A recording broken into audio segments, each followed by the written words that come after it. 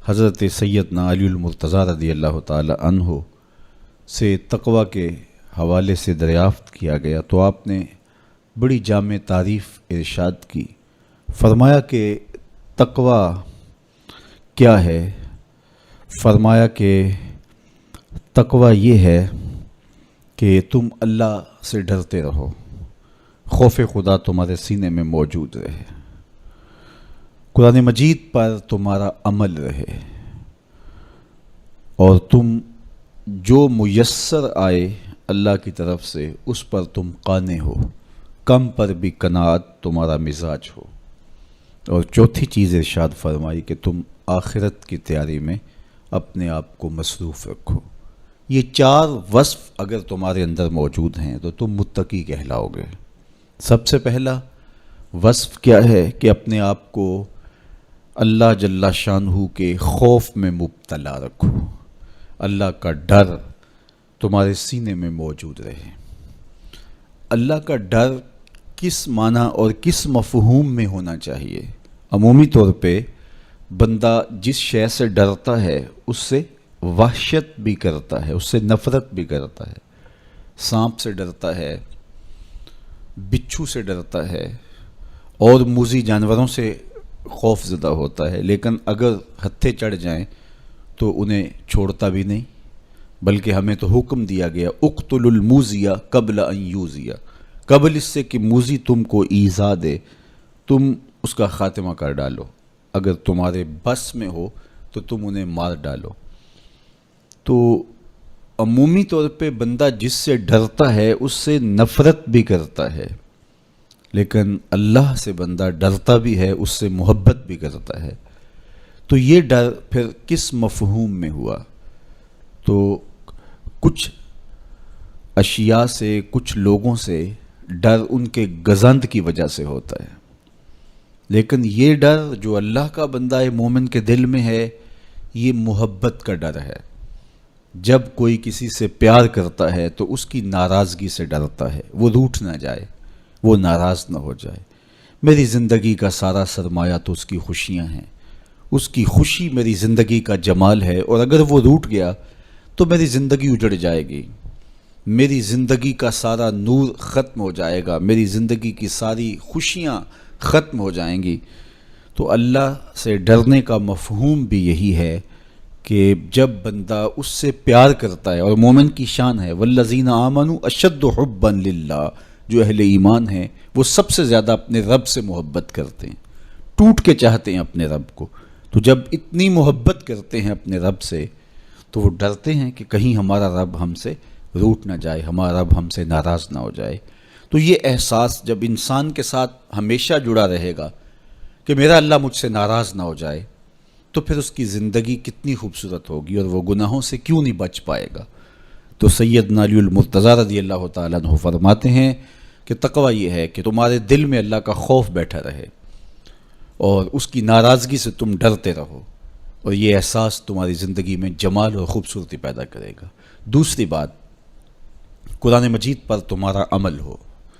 جب کتاب اللہ تمہاری رہنما بن جائے اور تم اپنی زندگی کے سارے عمل کتاب اللہ کی بتائی ہوئی تعلیمات کے مطابق کرو گے تو پھر اس کا عملی نتیجہ تو خوبصورت ہوگا. جب تھیوری اچھی ہوگی تو پریکٹیکل بھی اچھا آئے گا. جب تم قرآن کے بتائے ہوئے طریقے کے مطابق زندگی بسر کرو گے تو کیسے نہیں ہوگا کہ تمہاری زندگی خوبصورت زندگی ہوگی اور تم کامیاب اور بامراد اور خوش نصیب شخص قرار پاؤ گے. اس لیے قرآن مجید پہ عمل اپنی زندگی میں لازم کر لو. یہ تمہارے رب نے تمہارے نام رسول کریم صلی اللہ علیہ وآلہ وسلم کی وساطت سے ایک پیغام بھیجا ہے، مکمل ضابطہ حیات ہے، دستور زندگی ہے. اس کتاب سے وابستگی، دل بستگی، تعلق کی خاطر تمہیں کبھی رسوا نہیں ہونے دے گا، تمہیں کبھی بے مراد نہیں ہونے دے گا، تمہیں کبھی نقصان میں نہیں پڑنے دے گا، تمہیں ناکام نہیں ہونے دے گا. تم ہمیشہ سرخرو ہوگے، کامیاب ہو جاؤ گے، بامراد رہو گے، عزتیں اور وقار تمہارا مقسوم ہوگا اگر اس کتاب کے ساتھ تمہارا تعلق مضبوط ہوا. تیسری بات، جو تمہیں میسر ہو اس پر قناعت کرو۔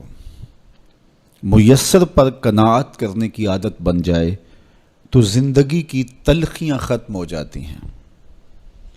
عمومی طور پہ ہمیں اتنا کچھ اللہ نے عطا کیا ہوا ہوتا ہے، لیکن اس کے باوجود ہم سکون میں نہیں ہوتے، اس لیے کہ ہم ایک ہدف طے کرتے ہیں اور اس کی طرف ہم بڑھتے ہیں۔ تو میسر کا جو سرور ہے، میسر کا جو لطف ہے، اس کو حاصل کرنے کی بجائے جو میسر نہیں ہے اس کی تگ و تاز کے اندر ہم اپنے آپ کو پگھلا رہے ہوتے ہیں۔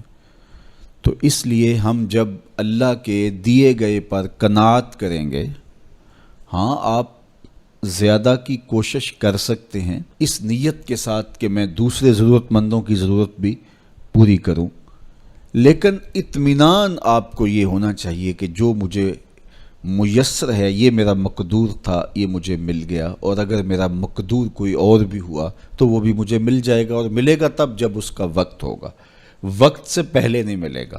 جب ہم اپنے مقدور کو وقت سے پہلے حاصل کرنے کی کوشش کرتے ہیں تو پھر زندگی میں تلخی بھر جاتی ہے، ہم بے چین ہو جاتے ہیں کہ وہ مل کیوں نہیں رہا، میاں وہ کیسے ملے، اس کے ملنے کا بھی وقت ہی نہیں آیا ہے۔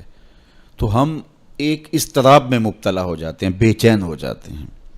اور اگر ہم یہ یقین کر لیں کہ ہمارے مقدور کا ہمیں جب وقت ہوگا تو ضرور ملے گا، تو پھر زندگی کے اندر ایک طمانینت پیدا ہو جائے گی۔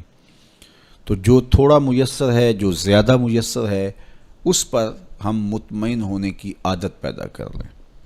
سیدنا علی المرتضیٰ رضی اللہ تعالی عنہ سے ہی مروی حضور کا ایک فرمان ہے، جو اللہ کے دیے گئے تھوڑے رزق پہ راضی ہو گیا، اللہ اس کے تھوڑے عملوں پہ راضی ہو جائے گا۔ تو قناعت کا جوہر نصیب ہو جائے تو پھر زندگی سوکھی بھی ہو جاتی ہے اور تقوی کی دولت بھی نصیب ہو جاتی ہے۔ چوتھی چیز سیدنا علی المرتضیٰ رضی اللہ تعالیٰ عنہ فرماتے ہیں، یہ ہے کہ تم آخرت کی تیاری میں لگے رہو۔ تمہارا جب ہدف وہ ہے کہ میں ایک دن اللہ کے حضور پیش ہونا ہے اور اپنے سارے اعمال کی جواب دہی اور سارے اعمال کا حساب میں نے اس کے حضور پیش کرنا ہے، تو پھر تم پھونک پھونک کے قدم رکھو گے، حزم و احتیاط سے زندگی گزارو گے۔ اور تقوی نام ہی حزم و احتیاط کا ہے، تقوی نام ہی زندگی کو منظم اور مرتب کر کے اللہ کے حکموں کو بجا لانے کا ہے۔ حضرت شیخ احمد شیخ مجدد الفسانی علیہ رحمہ فرماتے ہیں کہ تقوی دو چیزوں سے عبارت ہے، ایک اللہ کے حکموں کو بجا لانا اور ایک اللہ کی منع کردہ چیزوں سے اجتناب کرنا۔ اور بڑی خوبصورت بات آپ نے کی، فرمایا اللہ کے حکموں کو بجا لانا، اس کی اطاعت اور فرما برداری کرنا، یہ تو فرشتے بھی کرتے ہیں اور انسان بھی کرتے ہیں، لیکن وہ چیزیں جو منع کی گئی ہیں ان سے رک جانا تو یہ کام صرف انسانوں کا ہے، چونکہ فرشتوں کے اندر تو یہ چیز ہی موجود نہیں ہے، ان کے اندر خواہشات رکھی ہی نہیں گئی جن سے وہ رک جائیں، آرزوئیں رکھی ہی نہیں گئیں جن سے وہ باز آ جائیں۔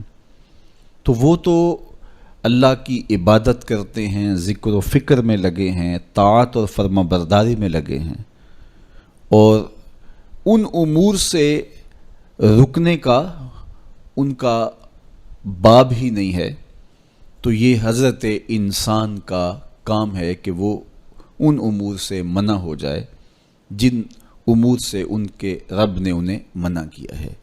تو یہ شے حضرت انسان کو ممتاز کرتی ہے اور تقوی کے حصول کا ذریعہ اور ضامن بنتی ہے۔ اللہ جل شانہ کے منع کردہ کاموں سے رک جائے اور اس کے حکموں کو بجا لانے کی کوشش میں لگا رہے، یہ تقوی کہلاتا ہے۔